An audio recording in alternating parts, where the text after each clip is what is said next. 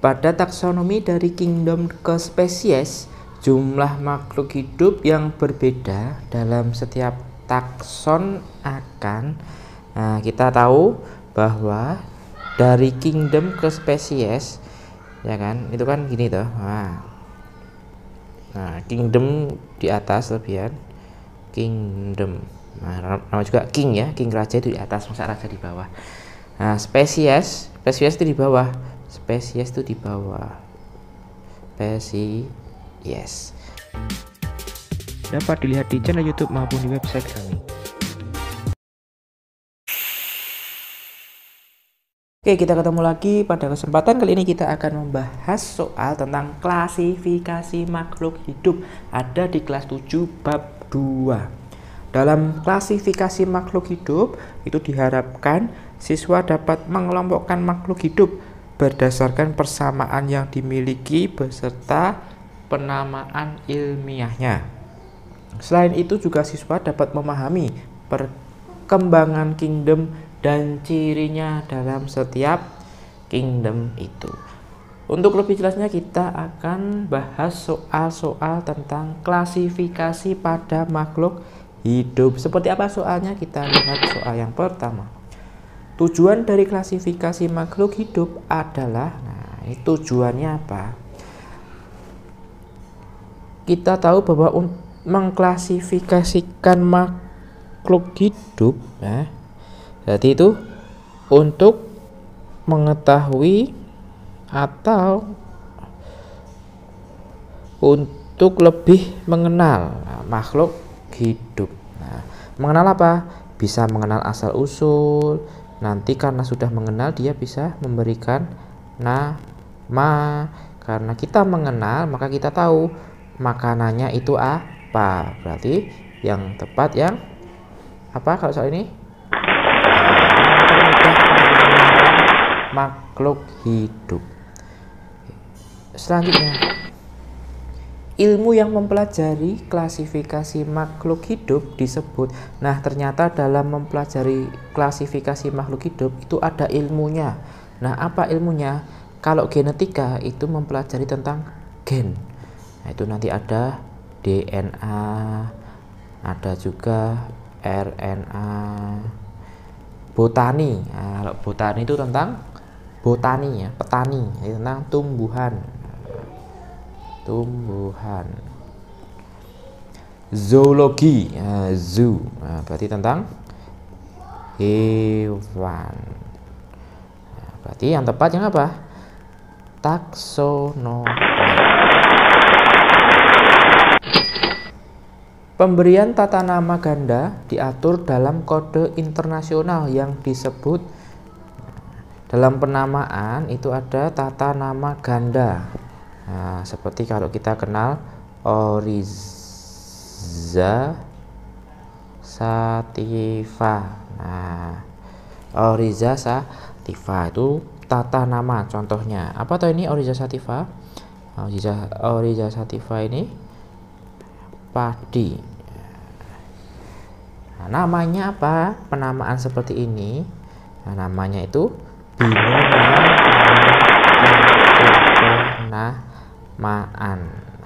nama. Nah, dari nama ini ya kan nanti bisa dikelompokkan atau bisa diklasifikasi. Ini sama ini. Nah, baru nanti kita bisa buat kunci determinasi. Oke, selanjutnya urutan takson yang paling tepat untuk tumbuhan. Nah, takson itu terbagi, ada yang hewan, ada yang tumbuhan.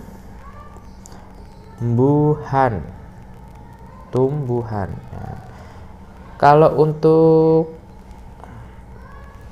tumbuhan itu mulai kingdom,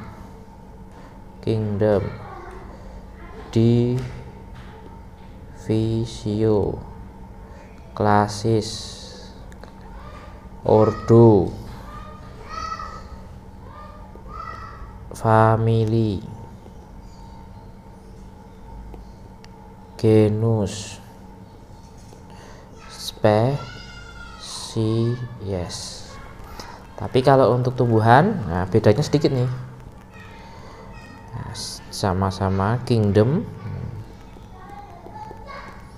Ini bukan divisio, tapi apa? Phylum. Kemudian sama kelas, ordo, family juga, genus juga, dan terakhir juga spesies. Jadi bedanya antara hewan dan tumbuhan itu hanya di yang kedua ini. Kalau hewan itu phylum, tapi kalau tumbuhan dia pakainya divisio. Berarti urutannya yang tepat mana? Nah, urutan itu bisa naik, bisa turun. Nah, kalau ini coba kita lihat. Ini kita pakai warna apa? Oranye ya. Phylum, family, kelas. Oh, ini enggak nih, ini naik turun nih. Ini dari bawah. Nah, kemudian yang B, divisio, familia, kelas. Nah, ini enggak nih, ini salah nih. Ya, dua ini, ya kan? Kemudian yang C, phylum, kelas, genus. Nah, ini acak-acak nih, ini acak-acak nih. Nah, berarti harusnya yang D nih, divisio ya, kelas, family, genus, spesies. Nah, berarti yang tepat yang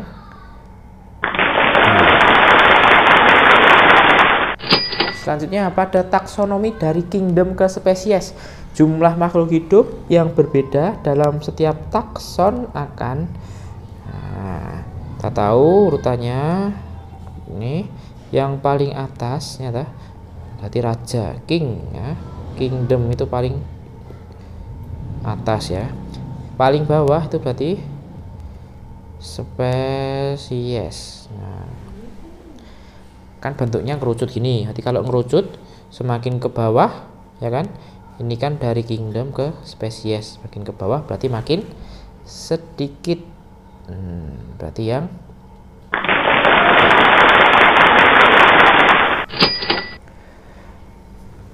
pengelompokan makhluk hidup ke dalam 5 kingdom yang tepat adalah, nah kita tahu bahwa dalam perjalanannya kingdom ini tadinya dibagi jadi 2, kemudian 3, 4, 5, 6, dan bahkan 7. Nah, tapi untuk kita ya, jenjang SMP tentang klasifikasi makhluk hidup materi kelas 7 di bab 2 itu hanya sampai 5 kingdom saja. Nah, apa aja kingdomnya? Nah, dari awal itu ada namanya kingdom animalia, animal ya, hewan, animalia, plante, nah, kemudian muncul lagi karena apa? Tidak masuk plante, tidak masuk animal, muncul yang namanya protista.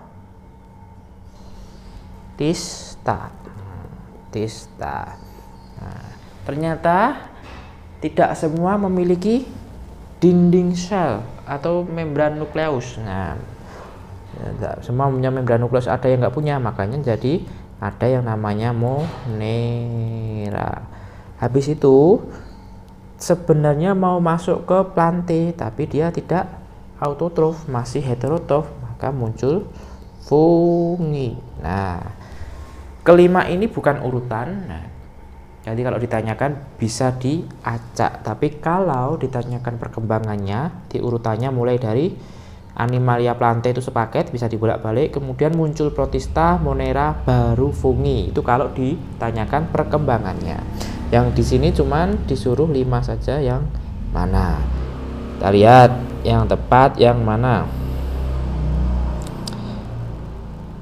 Di situ ada monera, protista. Nah, ini fungi, jamur itu sama ya. Nah, fungi itu nama lainnya jamur, sama, berarti bukan. Ya. Kemudian monera, plantae. Nah, ini sama, ini animalia itu ya hewan. Plante juga tumbuhan, sama. Berarti yang tepat yang B. Oke, selanjutnya ciri-ciri kingdom Monera yang benar adalah kita tahu bahwa Monera itu muncul setelah Protista. Nah, Monera ini dia apa?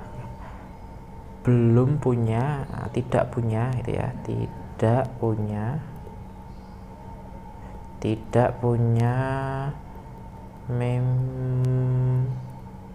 membran inti, atau tidak punya membran nukleus, atau bahasa kerennya tidak punya membran inti itu disebut apa? Prokariotik. Nah, masih prokariotik, belum punya. Nah, berarti yang tepat yang apa? Nah, yang bersifat prokariotik. Nah, kalau memiliki dinding sel, nah, dinding sel ini Protista juga punya ini. Protista juga punya. Uniseluler dan multiseluler Protista juga iya. Nah, kalau bersifat eukariotik ini punyanya Protista. Tuh. Selanjutnya, hewan dikelompokkan menjadi invertebrata dan vertebrata. Atau, vertebrata ini backbone, tulang belakang. Tulang belakang. Nah, berarti kalau invertebrata berarti dia tidak bertulang belakang, ada tambahan tidak. Berarti berhubungan dengan tulang belakang yang Euglena kurang cocok jika hanya dimasukkan dalam Animalia, karena Euglena juga memiliki ciri yang dimiliki oleh Plantae, yaitu cirinya. Nah, ini kalau mau dimasukin ke Animalia ternyata kurang cocok karena memiliki sifat seperti Plantae atau tumbuhan. Padahal tumbuhan itu apa? Yang membedakan antara tumbuhan dan Animalia itu apa? Nah, kalau Animalia dia tidak bisa membuat makan sendiri atau masih bersifat heterotroph. Nah, tapi kalau Plantae dia sudah bisa membuat auto membuat makanan sendiri. Nah, berarti Euglena memiliki ciri seperti Plantae, yaitu cara makannya autotroph, bisa membuat makan sendiri kalau selalu bergerak. Nah, ini Animalia, ini hewan nih, Animalia. Heterotroph ini juga Animalia, bersifat tidak bergerak. Nah, ini bukan. Jenis makhluk hidup yang menyerupai tumbuhan dan hewan tetapi bukan tumbuhan dan bukan hewan disebut. Nah, ini ada makhluk hidup, dia bukan tumbuhan dan bukan juga hewan. Nah, makanya dia muncul sebagai ketiga, ya kan? Mau ke tumbuhan ternyata ada yang gerak, mau ke hewan ternyata bukan hewan sepenuhnya. Namanya Protista. Nah, setelah Protista ini baru muncul nanti Monera, baru Fungi. Ya, urutannya gitu. Yang tepat ini berarti yang Protista. Oke, sampai sini dulu, kita ketemu lagi di video selanjutnya. Bye bye.